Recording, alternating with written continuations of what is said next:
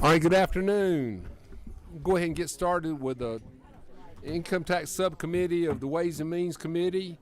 We're in the posture today of hearing second readings of three bills.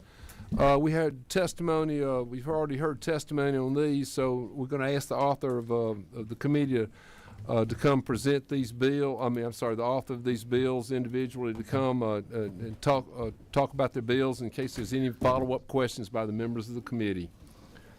The first bill we're going to hear today is going to be House Bill 962, the Georgia Higher Education Savings Plan. Chairman Martin. Chairman Martin, if you'd like to present your bill. Yes, sir, Mr. Chairman. Thank you. The bill remains, as the committee heard it in its last meeting. What this seeks to do is to remove the cap on the plan so that the cap is then set by the board to a reasonable amount as determined by the board. Trying to do that, Mr. Chairman, so that we don't have to come back and continue to change this in statute. We would trust the board with that. The other thing that it does is it makes the tax deduction available to all Georgians so that we're not directing them toward a particular plan. This is about market freedom and giving people choice. That's what the bill does. I hope it'll encourage additional savings for college and school for by and for Georgians. Answer any questions. We have a question. Who's at microphone 6? I'll just move it to pass at the time. Is that you? Yeah, I'm good. All right. Questions from members of the committee? Hearing none. Chairman Williams makes a motion do pass. Is there a second? Have a second. Chairman Prince. Any other discussion? Hearing none, all in favor signify by saying aye. Aye. All right, carries unanimously. Thank you. Next measure we're hearing today is going to be House Bill 1085. Chairman Petrie. Folks in his office, Mr. Chairman. All right, is he going to? Well, let's move on to House Bill 1159, and you're reaching out to Chairman Petrie to let him know that his bill's up for consideration. Hit mine, kill it. There we go. All right. Is Leader Gamble here? Okay. If you come present the Floor Leader Gamble, if you come present House Bill 1159, go ahead and right over here would be fine. Is that witness mic one? Okay.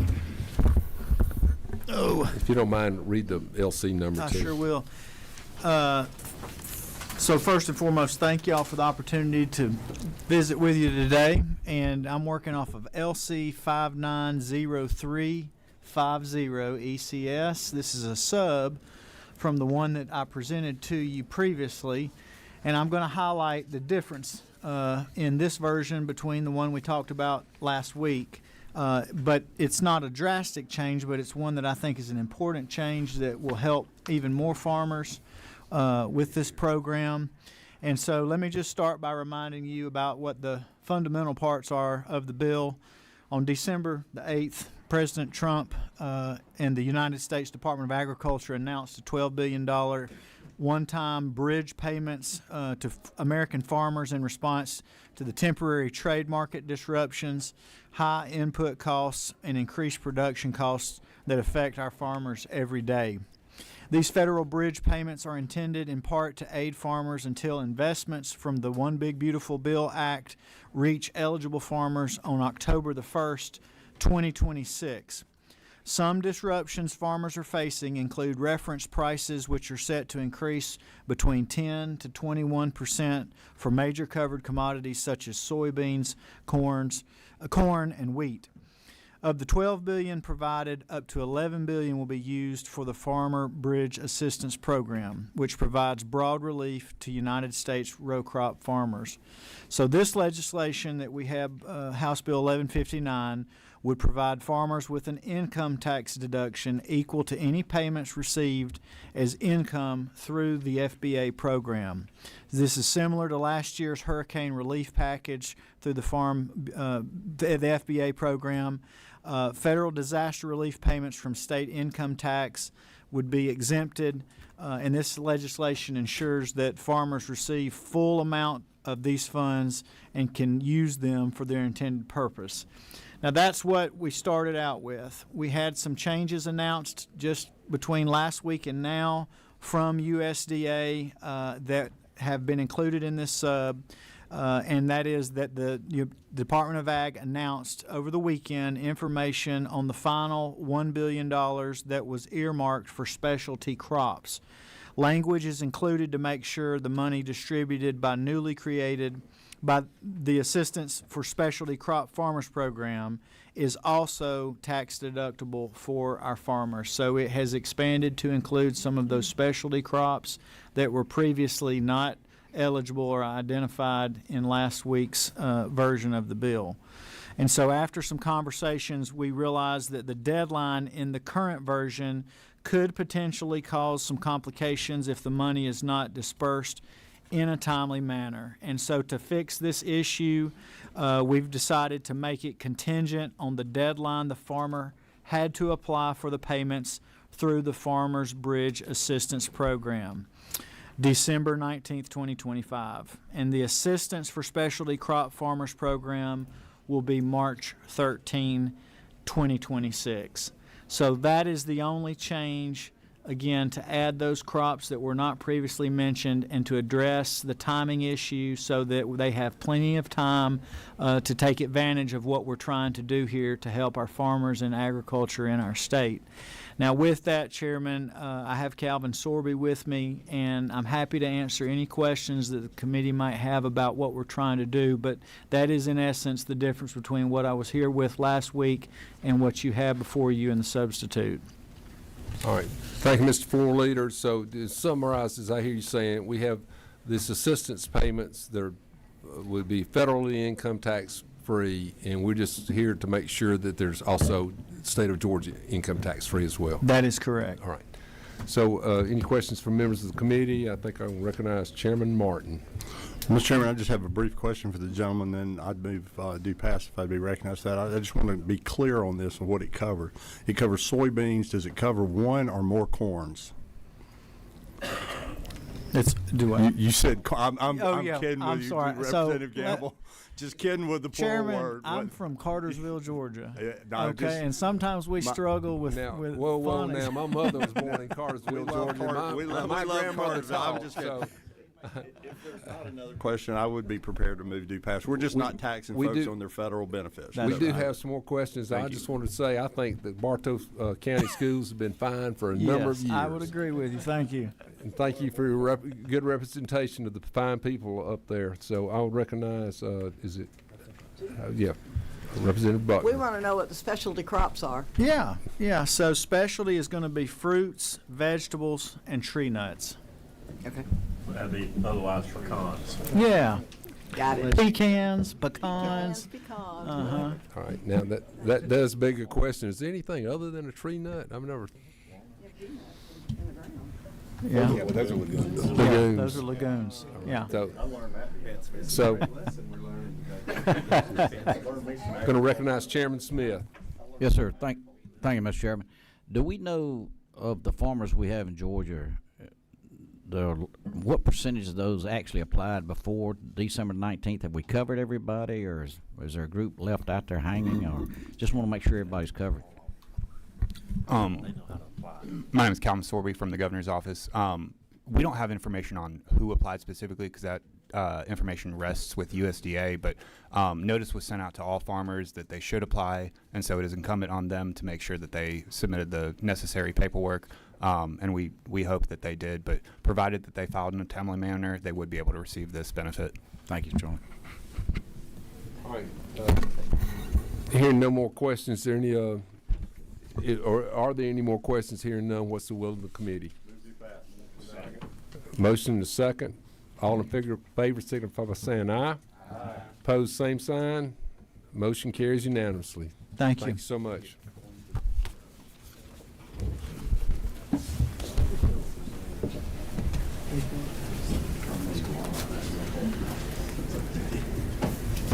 All right. Now we're going to House Bill 1085 from Chairman Petrie. Welcome to the Ways and Means Committee.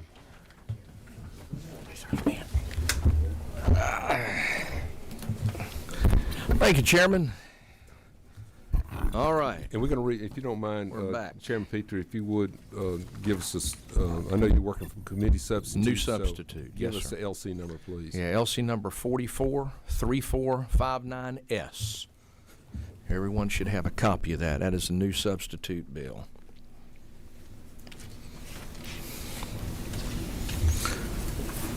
And Chairman, that was tweaked after having a meeting with this body previously.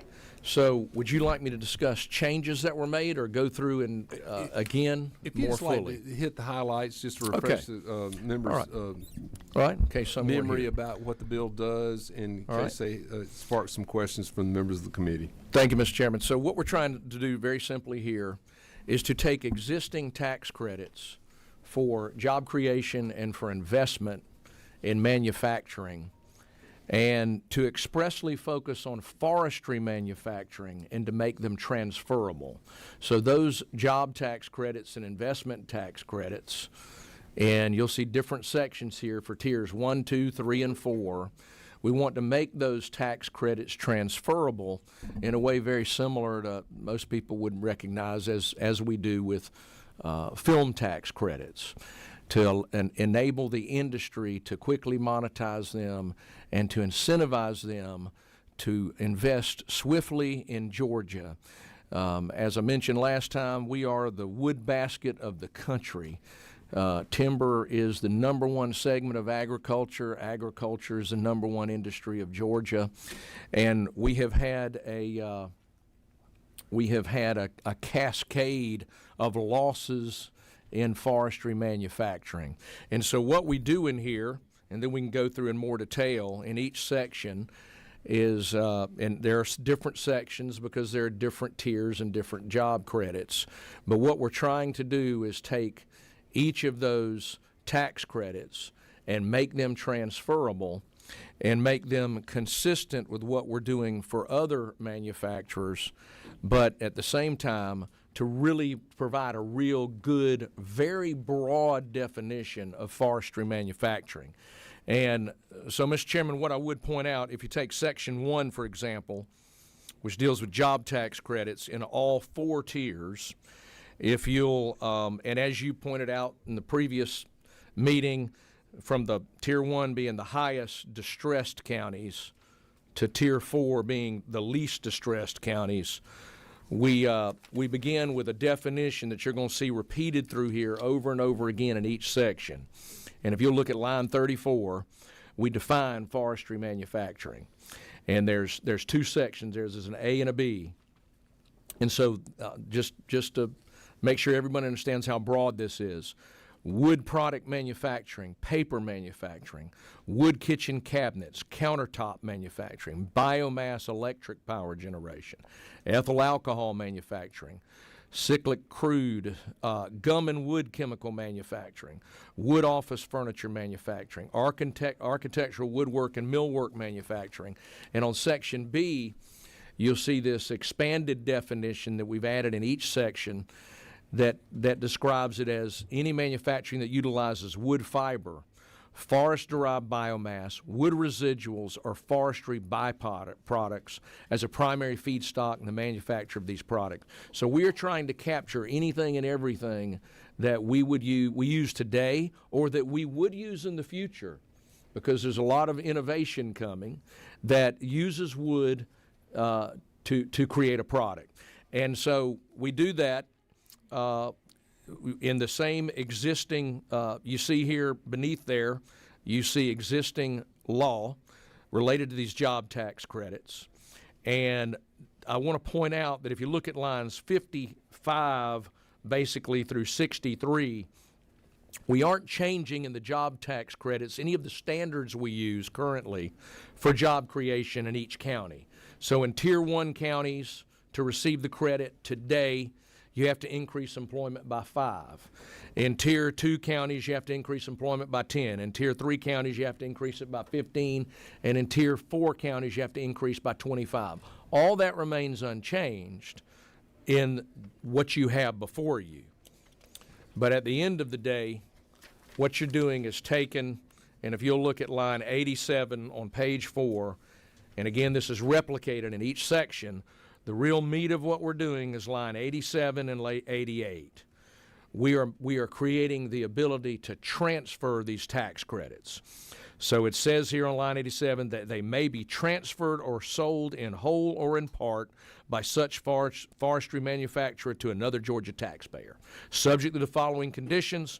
And those conditions are, of course, upon them being sold once, and they provide written notification of transfers. And there's a whole procedure that follows on page 4 and page 5 about how we procedurally manage these transfers. So that is the breadth of what we're trying to do in each section. In Section 2, you're looking at job credits just for Tier 1 and Tier 2. They're singled out because they're the most distressed. And what you're dealing with there is, again, in the framework of what already exists, you'll see much the same thing we just described. And as it relates to job tax credits. Section 3 is investment tax credits for those Tier 1, the most distressed counties. And you'll see here the same ad on 215 to 219 of the definition of what forestry manufacturing is, and you'll see here on line 224. So this is a 5% tax credit. Okay, and each section, as we pointed out before, the transferability for that section is 242 to 243. And then Section 4, you're dealing with those same investment tax credits for Tier 2 counties. So the structure that existed in the current law already had these separated such that we do a lot of repetition in here. But I can answer any questions, Mr. Chairman. Just to clarify, Chairman Petrie, you did point out in the current code on line 224, in the Tier 1 county that meets these qualifications, it's an investment tax credit of 5%, but your legislation, and I know you know this, on line 234, 231 through 235, in the case of a taxpayer which operates a forestry manufacturing facility in the state, yes, in a Tier 1 county, will be eligible for 8% of the cost that of is correct, qualified actually. investment. And that is the lift that your legislation is given to our that is body the centers. only section where we increase it. Now remember, there already is an 8, so remember, let me speak directly to that, Sure. Mr. Chairman. I want to make sure everybody understands this. So yes, I spoke to the 5, looking at line 224. So the majority of people now are getting 5. Correct. But if they're involved in recycling, pollution control, and things of that nature, they get an 8. So I appreciate you calling attention to that. I'm trying to go swiftly. Yeah. So in my mind, we didn't increase it because there's already an 8 available, but it is carved out expressly for some of those more environmental issues. That is correct, Chairman. But the 8% is still there in that section. And you'll see that again in Section 4 as well. And in Section 5. And in Section 6, all we're doing, and I need to point to a change that we discussed last time. In Section 6, as we mentioned, it becomes effective July 1 of this year. But we want this, and I mentioned we needed to change this. It's changed. It begins January 1 of 2026. So we want this to be retroactive for these individuals that would benefit from this. What we expect, and from a lot of conversation, and I had some last week, had the opportunity to make a visit with the speaker to some industry folks.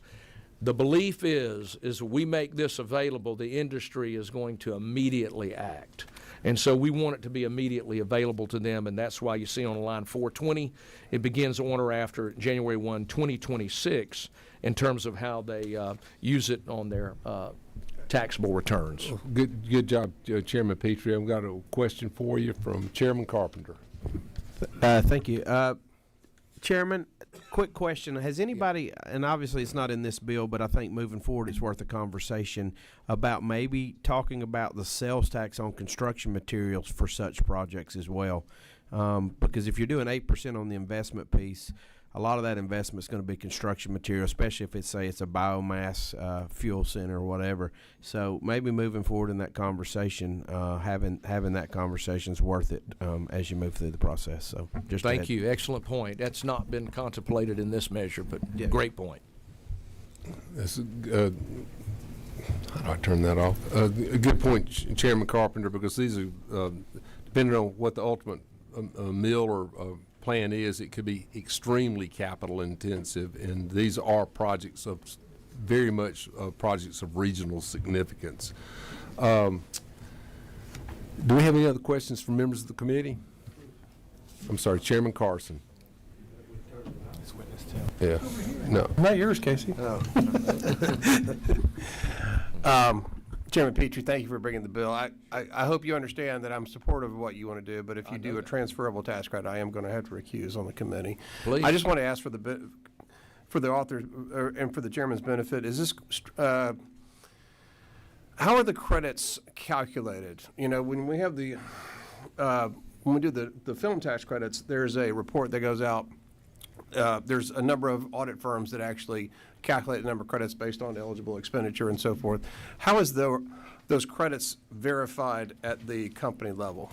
So I don't know that I can answer that. I do know, having bought many film tax credits, it's usually a third party managing those things. That's correct. On the purchaser's end and the corporate end. Right. So my assumption, that's not addressed herein. There are procedures addressed here for how that corporation deals with them, but my understanding is that is beyond what would be in here, and that would be addressed by a third party that specializes in these kinds of things, like they do Okay, in so film. that sounds like that's already in place. So that okay. That's my understanding. Yes, sir. Yeah, Great follow-up- question. Great question. Follow-up question. I don't know if the department's here, but is this credit going to be transferred similar to like an IT trans, which is how it's a DOR form on the Georgia Tax Center website. I don't know if the I don't DOR know can- if revenue is here, but I'd be more than happy for them to address that. Is Austin Gibbons, there anybody with the Georgia Department of Revenue in the room? Here you go, Austin. Come up. Yes, sir. It would be using an IT trans. You got any follow-up questions? Thank you so much. Thank you for the good questions. Any other questions from members of the committee? Well, is it fair to state that our forest products industry is basically on its knees right now? Is Yes, it fair sir. to say I think that, that's almost an we've lost, understatement. Yes, sir. thousands of jobs and incurred billions of dollars in losses from Hurricane Helene, and we've had plant closures, and families in the forest product industry have been suffering, if it's not fair to say. But I'm going to recognize, I'm sorry, Representative Buckner. Do you have another question? At the appropriate time, I'd like to make a. Well, now's the appropriate time. I move due pass. All right, got motion and a second. Any other discussion? Hearing none, all in favor signify by saying aye. Aye. It carries unanimously. Congratulations. Thanks for Thank you, what you're Chairman. doing. Thank This you. is important legislation. Next, we're going to have a first hearing on House Bill 1135, and this Chairman Hilton, if you'd come address the committee, please. See you, man.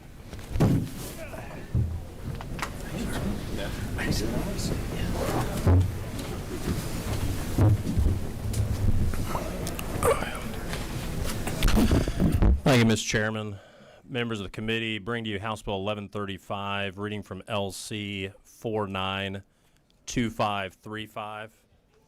In July of last year, the U.S. Congress passed one of the largest expansions to educational school choice in our nation's history.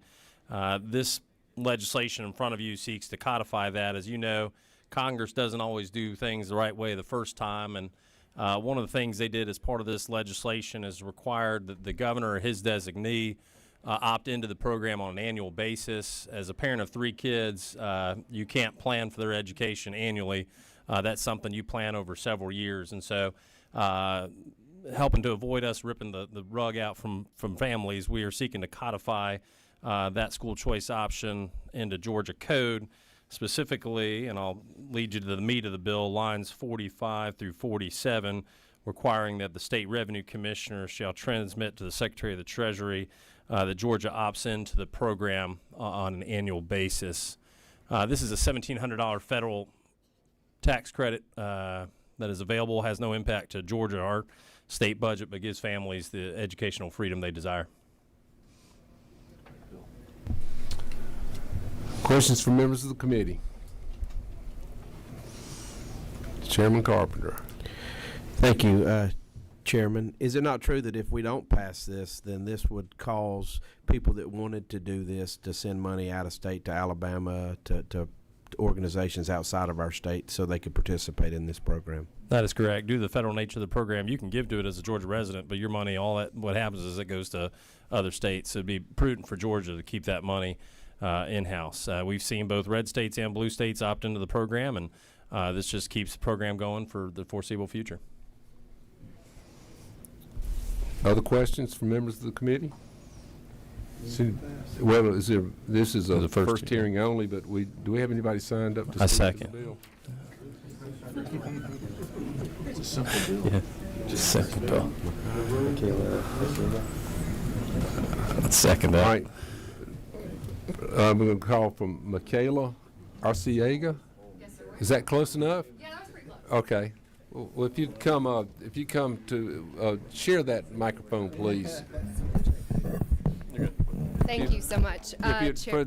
Just for the audience, if you'd identify yourselves Yes, and sir. let us know who you're with and whether or not you're in support of opposition So my to name the is bill. Michaela Arciaga. I'm the Georgia Advocacy Director for IDRA. We're an education policy and research nonprofit. We are here in opposition to the bill. I'm here to just raise some of the concerns we have about the federal program. First, that there is really no need, if the will of the governor is that we participate in this program, to codify it permanently. Conservative estimates on this program are putting us between $21 and $30 billion at the federal level, which, while it's correct that that's not going to come directly out of our coffers, we are already suffering from significant federal cuts.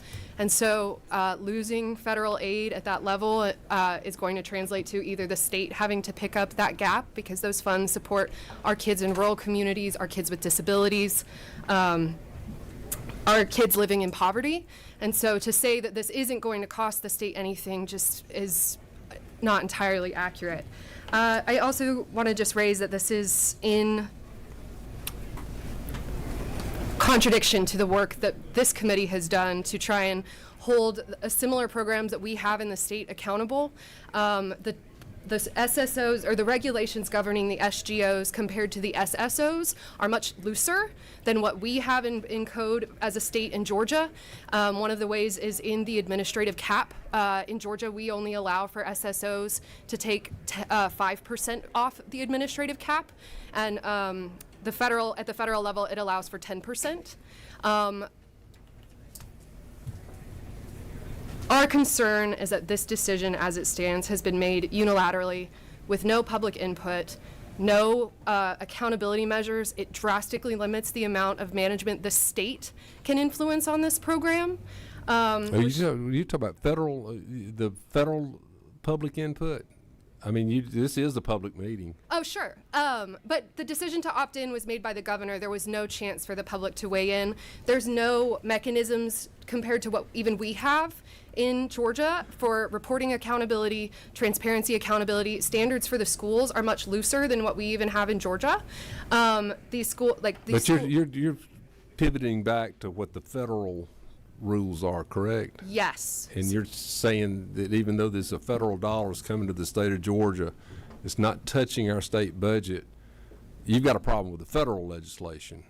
We have a problem with the state opting in permanently. What's missing from the House version is several declarations in the Senate version which say it's the intention of the body to opt into this permanently. There's no guarantee that this program is going to exist permanently just because we say it will. And so we feel that there should be a process similar to this every year or whatever the will of the committee would be. I know 5 years tends to be kind of the area for this body as far as making informed decisions about fiscal investments, that some level of evaluation review from this body should be part of this decision if we decide to opt into this program at this scale. You got questions from members of the committee? Chairman Carpenter? Yes, sir. So just so we're clear, if the federal closes the program, then this legislation goes away. So opting out of it in the future, if the feds drop the program, will not be necessary because it won't exist. Is that a fair conversation? Sure. So if the Fed program goes away, this goes away. Is that okay? But for the interim, saying that we're just going to automatically opt in every year as without any sort of review or accountability just feels somewhat counter to what I've seen from this committee and our body as a whole. But we're talking about federal dollars, not state dollars, and so normally when we're talking about tax credits in the state, it's about state money, not federal money. Sure. Okay. But when we're talking about the amount of funding coming at the federal level, it's going to impact all of us. And when we have limited dollars going to other resources, including our public school system, diverting billions of dollars compared to the hundreds of millions we've lost is. But I think you're back to the federal discussion. That part of the discussion is more appropriate to your colleagues in Washington D.C. Sure. And lobbying them, but to the Chairman Carpenter's point, the federal dollar stop, then it stops, and this General Assembly does convene every single year, and there's nothing to stop next year's General Assembly from making needed changes, and that's what we do every session is Arguably, revisit it. The fact that there's not a mechanism back in this legislation for that would indicate that you'd have to have the political will to come back and review that decision every year if it's not part of the mandated conversation. We got 256 Sure. elected seats here, and any one of those members can drop a bill in any time to start that discussion. But any more questions for the members of the committee? Hearing none, this is the first. I'm sorry. Just to be sure, if that program goes away at the federal level, what is the responsibility or what is the onus on the state to those schools that have been used to getting that money? They just lose it? We don't have to backfill it? The money's not there. So I think that you make a great point for the legislation is with an annual opt-in program, if a future governor, 1 year they're in, 1 year they're out, that leaves a lot of folks in a tough situation. One thing to mention too that I didn't bring up: this is a tax credit that is given to both public and private schools, and so I know this committee and this body's done a lot to support public education in Georgia, and I think this is just another tool to support our public schools. And I think that's an important point to make. Thank you for reminding us that. Dr. Newton. Thank you, Mr. Chairman. This is really for the author of the bill. Doesn't this speak to what you mentioned at the very early part, that parents don't plan for their children, especially multiple children, 1 year at a time. 1 year at a time, and that's a reason potentially to treat it a little different than an annual renewal that's always up in the air, or even a 2 or 3 year renewal, that there can be some consistency until this body decides, one of the 256 decides to get a bill across the finish line to stop it. But in the meantime, as long as the program exists, parents could count on that as they make decisions for multiple children. And credit to this body, a lot of states don't have a school choice infrastructure and SSO infrastructure in place. We have that in place already. And so some states are having to create it whole cloth. We are ready to go when this begins in 2027. Thank you for the bill. All right. We have another question from Representative Buckner. I thought that we had somewhat of a, if not a real rule, an informal rule to put a sunset date on almost all of our bills. State expenditures. Those are state expenditures. But if this goes to a public school, that's going to be money going to that school that they are counting on or expecting or needing. And I just wonder if, since it's got some controversy of some sort, maybe it wouldn't hurt to put a sunset date on it like we do all other bills. Again, that'd be the will of the committee. Well, it's hearing only, so we can talk about Well, so any other questions from the author of the bill? All right, hearing none, thank you. Thank you, Mr. Chairman. Thank you for answering the questions. Who's that? That was Doc against you. Okay. So, were you going to ask another question? All right. So I believe that was all the measures come for the Income Tax Subcommittee of Ways and Means. So this subcommittee stands adjourned. Thank you.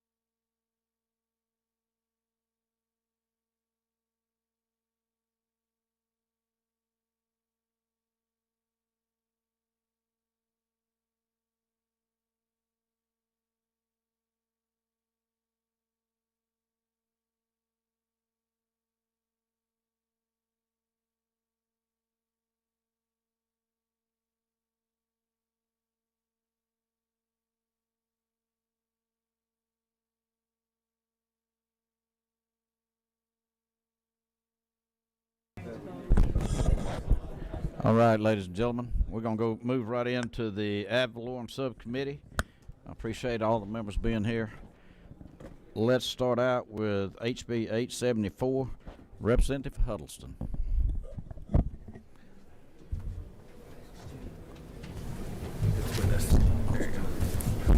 Thank you, Mr. Chairman.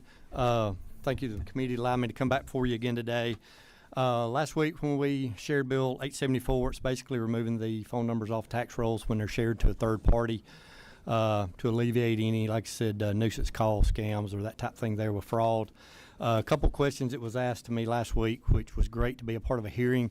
It allowed me to do my homework, get more educated with them on the bill. Chair Lady Camp was talking about on Q Public. She said I had not ever, seen the numbers on Q Public, and kind of had to process it, and that is correct. You don't see them on Q Public because it is public. But where a lot of this personal information is, it's within internal of the tax rolls, the inner office, and that type of thing there. So sometimes when these tax rolls are shared or are sold to third parties, we just want to alleviate to make sure that that phone number is not attached to those records when they're provided. And then Chairman Martin had asked about the Attorney General, so I've got some clarification. And this, I apologize, Chairman, I'm working off sub LC 443451S. So basically there, like I said, within the change it was made, basically lines 42 and 43, the original bill said any taxpayer affected by a violation of this code section shall have the right to file a complaint with the Attorney General's office for violation of this code. When I followed up with them, they had submitted language basically changing those two lines to any violations of this article shall constitute an unfair or deceptive act or practice under Part 2 of Article 15 of Chapter 1 of Title 10, the Fair Business Practice Act. So basically this gives them the avenue of how they can approach if a complaint is made. But basically at the end of the day, it's just removing your phone number off the tax rolls that are shared or sold to alleviate any fraud or just to protect your privacy. All right. Thank you, Representative Holton. We've got a question. The Strawberry Queen. Yes. Yes, ma'am. Thank you, Mr. Chairman. And not to go back deliberating your bill, I just have a quick question. You said, and you mentioned about sold to third parties. Can you explain that a little bit? So you're saying that the tax commissioners, they sell those? Basically, let me find that proper language. Basically, within that, yes, basically they have the avenue within your tax information that sometimes data collecting or realtors or third parties can receive that information.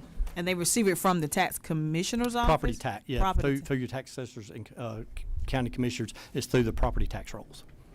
Okay. All righty. Thank you. Yes, ma'am.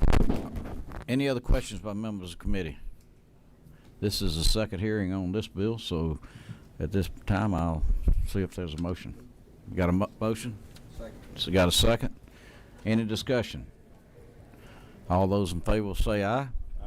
All opposed, same sign. Congratulations, Mr. Holtzman. Thank you. Representative Thank you Holtzman. to the committee. All right. Okay.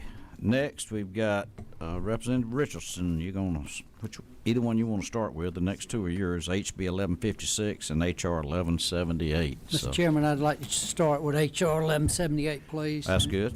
That's LC 473826.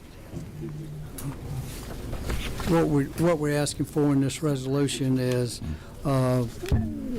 hopefully we get the bill passed, and then we're asking for an exemption of the $18,000 cap that's in the state code at this time. So we're asking to remove that. Hopefully that we will be able to totally exempt homestead taxes in jurisdictions if they choose to become a part of the program. All right. Anybody have any questions? Representative Richardson. Hearing none. Do I hear a motion? I got a motion to pass. Do we have a second? Any discussion? All those in favor say aye. Aye. All opposed, same sign. All right, Representative, you can go to 1156. Yes, sir. HB 1156, LC 473906. And what we're doing, asking for is, it is in state code now that there's a grant incentive program that is able to refund people back money when there's excess funds in the budget, and we're just asking for this bill so we can authorize that it be a local homeowners incentive, so counties or municipalities that would like to opt in, it's by a referendum that you to get into this, and then to get back out of it at some point in time. If the community wanted to get out, there would be another referendum to opt out of that. But what we're trying to see is this session is big on trying to come up with some homesteads, and we just think this is a good way, as communities are growing, having economic development come in, that if they see a rise in the coffers coming in, that they have a source that where they could rebate it back to their local communities. Very good. We've got question. It keeps going on and off. All right. Mr. Chairman? Mr. Chairman? It's me. Okay, go ahead. Thank you, Mr. Chairman. Representative, so exactly how does your bill, what's the difference with your bill and what's being worked on relating to property taxes? Because it's such a complicated process, and this is complicating to me. So what I'm hearing from you is kind of confusing me. So I know it's going to be confusing to people out there. So what's different than what you're doing to what I know our chairman is working on? I'm happy to answer that. Okay, Chairman Shaw is going to give this a shot. Go ahead, Chairman. Well, there is a little bit of overlap, but what Representative Richardson is trying to do here is specifically with the county that he represents is interested in being able to take an economic development investment in their county and use that to specifically reduce and or eliminate homestead property tax and potentially ultimately all property tax. And so that's what he's brought forward here, and that is an idea that we have also coupled with and believe that that's good for all of Georgia and, maybe not just Columbia County. Thank you, Mr. Chairman, for clearing that up. Yes, absolutely. Thank you for the bill. Mm-hmm. Thank you. Any other questions? This is second hearing, so got a motion right here by Representative Newton. Excuse me, call you Doc. Do I hear a second? Second. All right, any further discussion? All those in favor say aye. All opposed, same sign. Thank you, Representative Richardson. Thank you very much. Good job. Appreciate it. All right, ladies and gentlemen, we've got a first hearing. We're going to hear on HB 1240. Chairman Martin. Yes, sir, Mr. Chairman. HB 1240 just seeks to clarify really what the Redevelopment Power Act meant all along. When you create a tax allocation district through the Redevelopment Powers Act and the development plan, you go into bonded indebtedness. State law limits that to 10% of the taxable value in a jurisdiction. There's some discussion with TADs going on. There's one up Forsyth, one up Mount Freda. So in listening to that, I inquired, and there seems to be some confusion with folks that if they want to do another one, that's called a renew or redo or whatever, and that the 10% doesn't apply. You go back to the value of the original. It's really clear if you look at the current law that I'll use this analogy to be the best one. If you have a house and you have a 30-year mortgage and you get a little bit behind on it, you keep that mortgage and you have the next 3 months you pay that off. That's not a renewal. You just finish paying off the deal. But if you get a new mortgage on your house, that's a new mortgage. That's essentially the way the Redevelopment Powers Act works. So, for instance, there's been some talk in Atlanta where we are now about one of the TADs may need to extend because it hasn't paid its bonds off. This bill doesn't bother that at all. It can go ahead. But if there's going to be a new set of bonds issued, a new redevelopment plan, it's a new TAD. And that's the way the law reads today. That's what happens today. What our bill seeks to do is just make that very clear so people don't get down the road trying to do these projects, and when they get to bond certification, find out that they're in a big bond fight. So what we're trying to do is just clarify and make clear that when one has a new plan, a new redevelopment effort, that is, in fact, a new TAD, even if the lines are the same. And it needs to just fall within current state law and stay within the 10%. Okay. Thank you, Mr. Chairman. Do the members of the committee have any questions? We have two people that want to speak from the audience, but I'll entertain any members' questions first. All right. Hearing none, let's hear from Mr. Justin Kennan. Mr. Chair, Justin DJ. But I can speak for the city if that's all right. Yeah. Come right up to this first mic right here and be good, DJ. All right. Thank you, Mr. Chair, members of the committee. My name is DJ Myers. I'm with the City of Atlanta. This legislation would have significant impacts on the city, and we do have some concerns. We are meeting with the author tomorrow to discuss the bill. I'm very grateful for the opportunity to engage.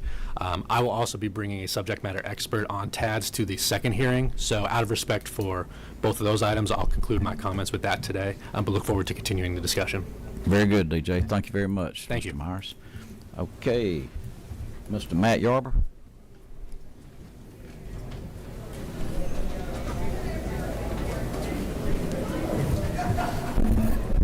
Thank you, Mr. Chairman. My name is Matt Yarbrough. I serve as the VP of Policy and Government Affairs for the Council for Quality Growth. We are a 300 or so company trade association here in Metro Atlanta in the growth and development industry. A number of our members use TADs all across the region for larger redevelopment projects. It's been one of the most successful tools that has been utilized here in Metro Atlanta in order to engage in major redevelopment projects. Here alone in City of Atlanta, there's 8 successful TADs that are fully in effect and doing redevelopment projects all around the city. Georgia's unique right now in having this 10% cap. We're not aware of any other states that have a similar redevelopment tool like TIFs that have such a threshold cap at 10%. To some degree, we have concerns about this legislation in that it makes TADs victims of their own success. In other words, as they redevelop and continue to build a property tax base within their TAD, if they didn't need to come up for renewal in order to complete an updated project list, that it may become difficult to fall back into the parameters of the existing 10% that they were created under. We would like to see this decision left to local governments on how best to redevelop their communities, and so for that reason we're here to express some concerns over the legislation, but would echo what the city had mentioned, that we're hopeful we can continue to work on this bill moving forward. So happy to offer this testimony. Okay, thank you, Mr. Yarbrough. Mr. Chairman? I don't want to, I know we don't want to engage across the committee. The hour's late, and I don't mean to do that. But, I mean, you made my point, I think, isn't true, that you said you want to, if the TADs are victims of their own success, they want to do that. If they want to, use the increments to do new plans, right? Was that your testimony?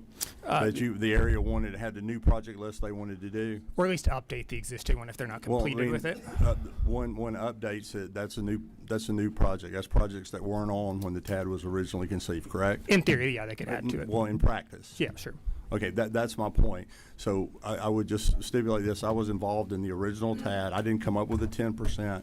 There was a very strong advocate for the city of Atlanta that was involved in it. We can talk to later. They came up with the 10%. So what I think I'm hearing you say is you don't like the 10% and you want to try to get around that, and that's what concerns me. And I look forward to, I'll just leave it at that. Sure. But you have brought up the questions that I have and the reason I wanted to make it clear, and I look forward to talking to you. Yeah, thank you. That's awesome. Okay, thank you, Mr. Chairman. Chairman Newton. Thank you, Mr. I think that may have answered my question. My question was, do you disagree with the fact that current language prohibits the 10% exceeding 10%? Did you disagree with that in principle and think there should be no limit on the value, the current taxable of the total value in the TAD? Yeah, so we haven't asked this body to remove the 10% from code. To my knowledge, there are very few jurisdictions that are anywhere near the 10% threshold as it is now. But we do expect, based on what we've tracked across the metro region, that more and more jurisdictions are looking to use TADs in their own redevelopment portfolios. And I suspect we're going to be in a position in the next several years of the legislature trying to consider what happens when a number of jurisdictions are all approaching that 10% threshold. But we haven't directly advocated to the legislature to remove that threshold at this point. Okay, thank you. Okay, Mr. Chairman. Any other members of the committee? Any other questions or comments? Appreciate. You got another question? No, go. No, thank you, Mr. Okay. Thank you, Mr. Chairman. Thank you, Mr. Yarbrough. Anybody else? All right, this is first hearing only. You'll be notified when we have the second hearing. Thank you, Mr. Chairman, Chairman Martin. And this meeting is adjourned. Redcoats are coming. We'll give everybody just a second here if we need it, and we'll convene the House Ways and Means Committee.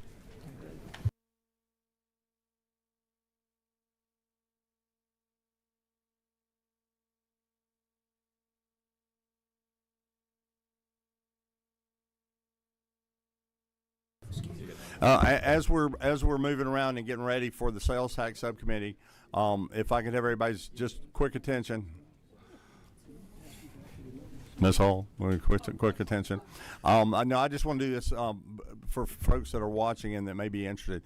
We will finish the Sales Tax Subcommittee here momentarily, and then we will adjourn that and go to CLOB 506 as close to 4 o'clock as we can for the hearing of public policy and finance. That will be over in CLOB 506 as close to 4 o'clock as we can. So with that, are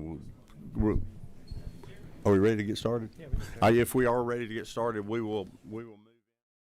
The agenda we have before us, we have 2 items for a first hearing. Both authors here. I saw. Yep, you're both here. Right. I'm going to call on Representative Franklin from the 160th. He's going to tell us about his proposition, HB 1132. Where's the best place to carry? Wherever you can find a microphone, sir.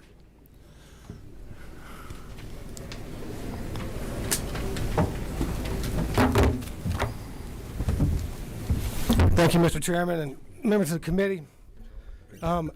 You're getting some sheets right now, some documents if you hadn't gotten them already, pertaining to this bill. And it's actually 3 sets of it, or they're all together. But this first document that you have here tells a little bit about Habitat for Humanity. It gives some background of it since 1976 all the way till now, and just has some details, some data in it. So if you want to look through that. This sheet following it shows all the affiliates within Georgia that shows where Habitat is working and doing all their good work. So you could have a look at that.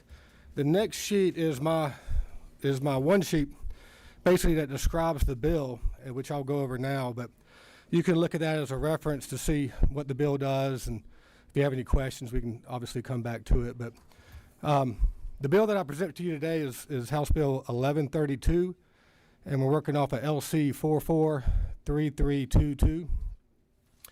And basically what this bill does is it's an effort to be able to get a tax exemption for Habitat for Humanity. The way we structured it was we organized the 501c3 to be able to be almost exclusively to Habitat for Humanity.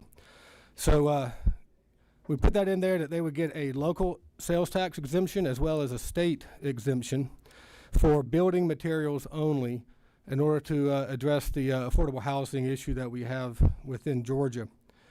And if you could read further down there, I won't go into details, or I'll go in as much as you like, but if you go down further, it tells you exactly what is covered with this exemption. And it's the building materials only, the ones that are in the housing itself that stay with the house. So that would be lumber, drywood, concrete, plumbing, flooring, HVAC system, things like that. What it does not cover is items such as tools, equipment, the labor, or anything else that can move with outside of the house. So it's a permanent fixture with the house itself. So that's where that credit will go to. And then if you flip over, you can see kind of the breakdown of that and the numbers that we think will bring to the benefit of the build.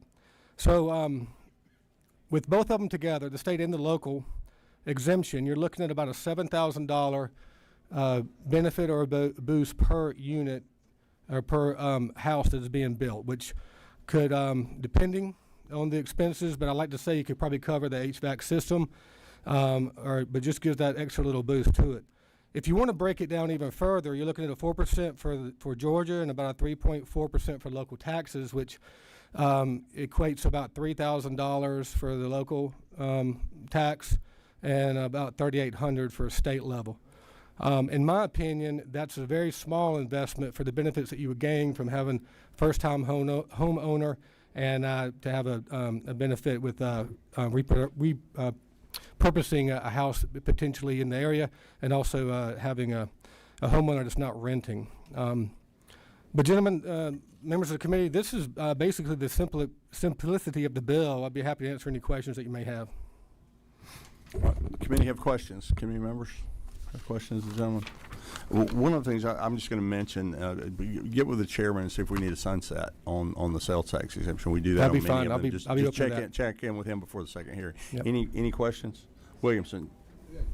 Just a quick question to the author of the bill. Is this only apply to any charity such as Habitat for Humanity, or do it apply to any church? For example, our church men's group will go do renovations, repairs for widows and people that need wheelchair ramps and such as that. Would they be eligible for this sales tax credit? To my knowledge, they won't be. We structured this bill to make it specific for Habitat for Humanity, to make it. I don't think there's any other organization that meets these criteria within Georgia that's not Habitat. So it has to be structured as a public charity then, which I don't. Not just that. Okay. All the way to line 40. Yep. All right. And on line 45. It's all 4 of those. It has to meet all those tests. You got to meet all of them, not Okay. just because I was worried about how loose a 501c3 can be. So we have but the same it's concerns. all 5 of them that have to Gotcha. be there. Thank you. Representative Stinson. Thank you, Mr. Chairman. Representative, I think my question just been answered, but going forward, if there's ever an opportunity to think about the weatherization program, you familiar with the weatherization program through I'm not. GFA? No.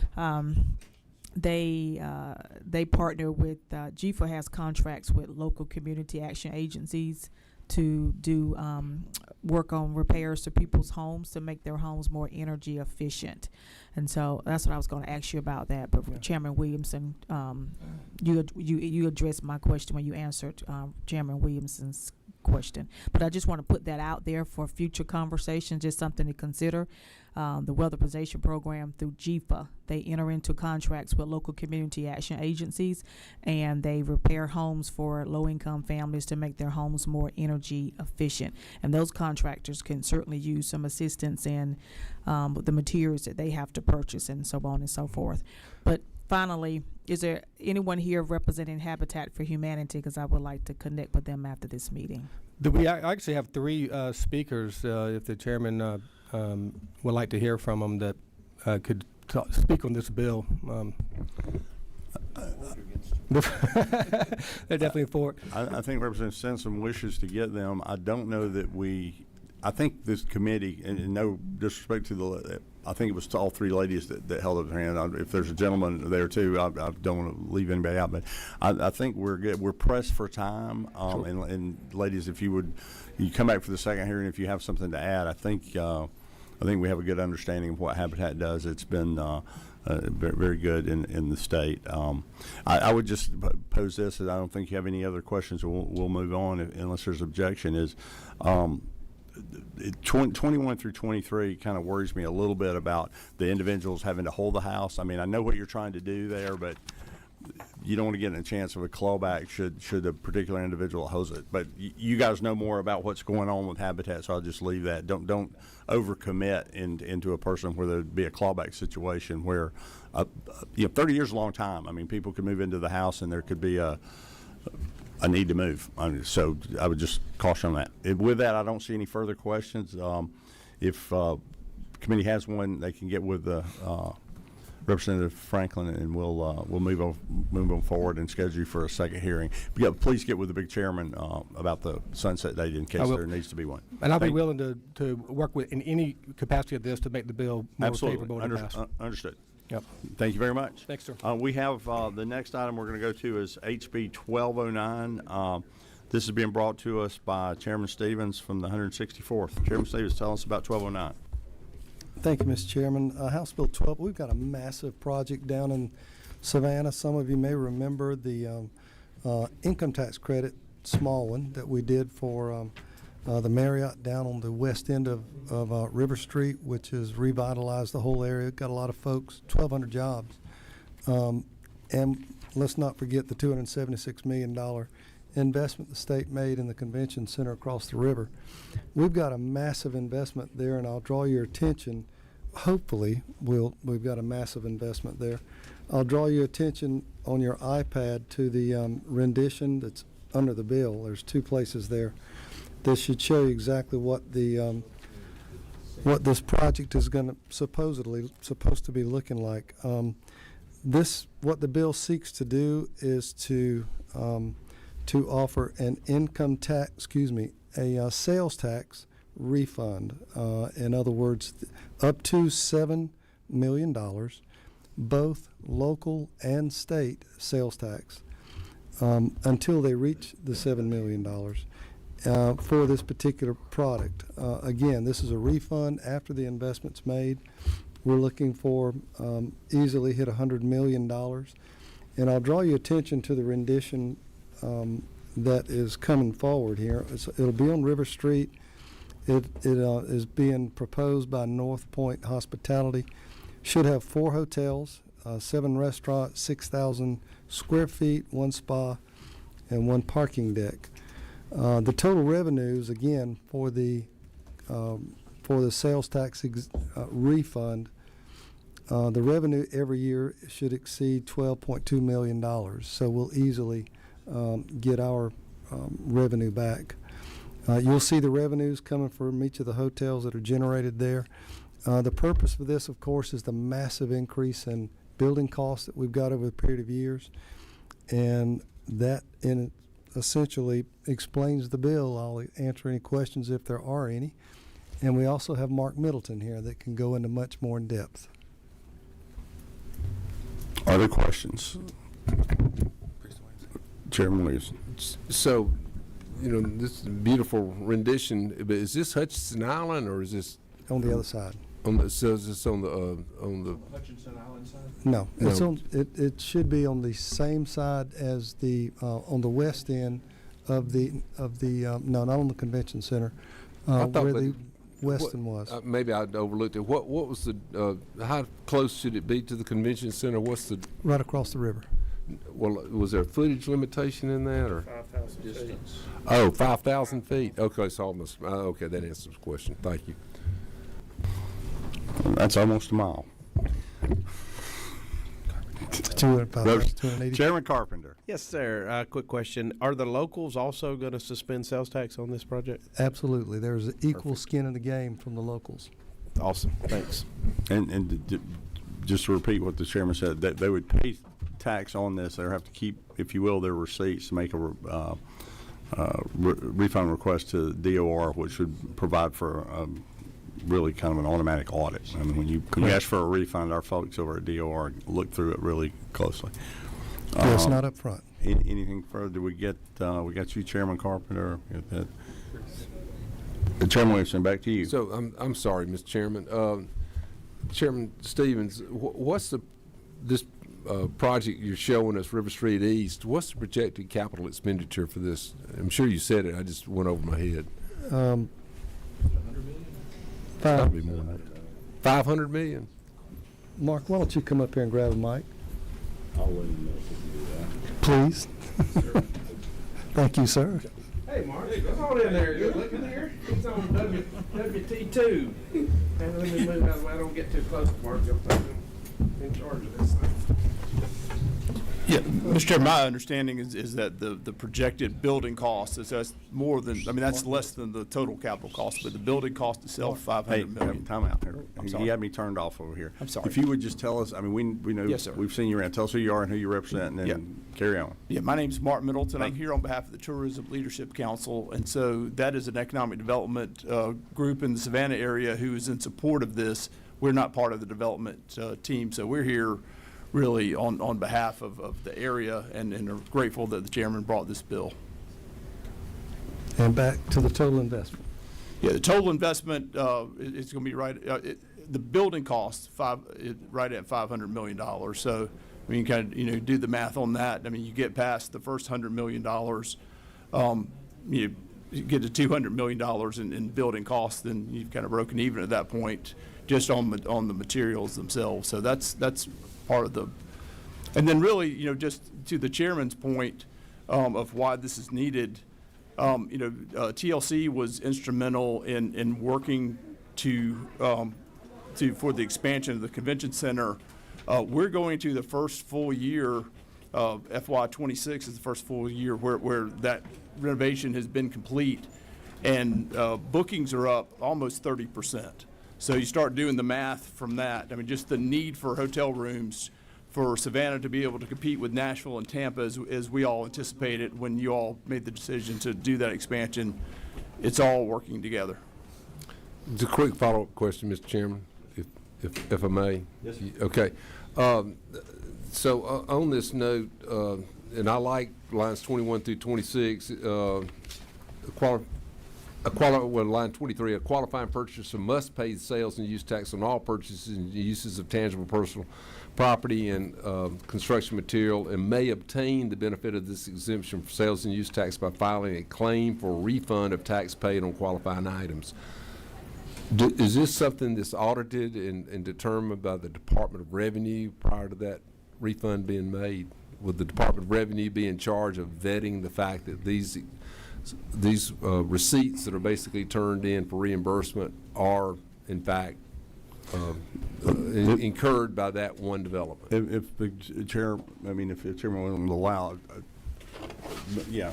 we'll ask revenue. Would you follow the normal the normal refund procedure where you do validate every line on the refund? Yes. Is that true? In the alternative, they would treat this as a normal refund. Okay. That you could make in the normal course of law, and they audit each piece. And on that point, will that be an additional time and expense on the Department of Revenue? Do we have to have a fiscal note on this measure because of that or not? I mean, that's a question for, I guess, this body, not the Department of Revenue, but just a thought. Also, pardon the familiarity, but as a practical note, if this wasn't passed and they were to apply for a refund and send you all those receipts, you'd have to do the audit of the refund anyway, even if you did the audit and didn't owe them any. So as a practical matter, the DOR has that process set up. We could look at the second hearing and allow the department to keep, I believe you have a portion, sometimes you have an apportionment of a sales tax, but remember they're getting that, DOR gets a portion of the sales tax for handling the sales tax as a general rule across the state, and I believe they would get that part, net the refund, or without the refund. Is that true? That's correct. We can look more and have more information. So this works just like the projects of regional significance, is that correct? Not exactly like Okay. those, but we can get you more information. So, but this is so. We're not recreating the wheel here. This is a process that we already have the policies and procedures and structure in place with the Department of Revenue. Yes, sir. Okay. Thank you. That was a good question, Chairman. Dr. Inc. Thank you, Mr. Chairman. Just a quick clarification. This bill, does it only affect the $7 million cap, for example? Is that only the state's portion of the sales tax collected, or that are being waived? Is there a separate, something that the city had to do to waive their portion, or does this waive both of them with the $7 million cap? The $7 million cap is the overall cap. That once you hit that's the only refund you can get. It is the aggregate cap. But this particular bill is exempting them from state and local. Is that yes. right? Okay. So the aggregate local and state tax. Again, as a practical matter, they will apply for the refund, and it will be given proportionally for the state. And when they hit the cap, they hit the cap. I don't know what the sales tax is down there. Is it 4 and 3? So I mean, you could say it's going to be $4 million state dollars and $3 million local dollars if it's just come up with that. If that concludes it, Chairman Dickey. Thank you, Mr. Chairman, and I apologize. I got here late to the author and didn't hear some of the details. But I guess my question is, this bill is very specific to a project in Savannah. Yes, sir. And I didn't quite hear why we're doing this just for Savannah. I understand, but would it would other projects in, say, Macon or Atlanta or Augusta, why wouldn't, if it's good for Savannah, why wouldn't we broaden it for any kind of similar project in another city? In Musella, they have projects. Well, I know. We made a lot. Well, and keep in mind, there's zero tax refunds if the project's not built. And the $65 million annual revenue that come in, that'll be foregone. And of course, the revenue and the sales tax every single year is going to be 12.2, even if we use the incentive. So it is tightly drawn to help protect the investment that you and I have already made, in the state across the river. But Chairman Stevens, he mentioned that earlier. I was going to help you with that. We have the convention center that the state has already made. This is a hotel and hospitality destination projects that would support that. So we're really following up on an investment the state has already made. Isn't it true? Investment, I mean, it's a private project. It is, yes, sir. And so we want to give this private company a sales tax exemption to go next to our convention center, which I very much enjoyed being a part of last month down there for our fruit and vegetable convention. I look forward to staying on that side of the river too. So, but anyway, I just think about our other cities and other convention centers in Macon and other places that are trying to be competitive as well. And to answer the question, we did a very similar thing in Savannah on the opposite end, on the Marriott riverfront. Or, as you might imagine, that was a historic tax credit, and it would not have been built without it. I don't believe this will be built because of the phenomenal increase in building cost without this refund. Thank you, Chairman Williamson. Just one more question, Chairman Stevens. Just structurally, we've got a $7 million cap. It would, obviously, it would apply to this one mega project. But you're going to have different hotel owners. There'll be different owners involved in this, correct? Correct. So what stage?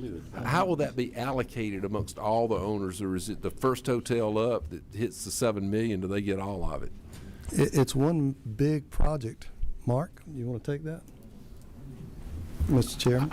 Well, I think you mentioned, and I haven't seen the project, but you mentioned it was something hospitality group. North Point. So I suspect the North Point hospitality group would coordinate and probably be the point person to make the refunds. And my guess is they would build that into the development prices and performance. But you raise a good point, and that's I'm going to ask if we can, because I'm getting we got to get across the street. Yep. There's our chairman for our next subcommittee, and they're going to need him across the street. This is our first hearing. Can we work with the author and work on that question, Chairman Dickey's question? Sure. Sure. Yes, sir. That's a good question. Good question. Do we have Tell that I'm moving to 406 across the street.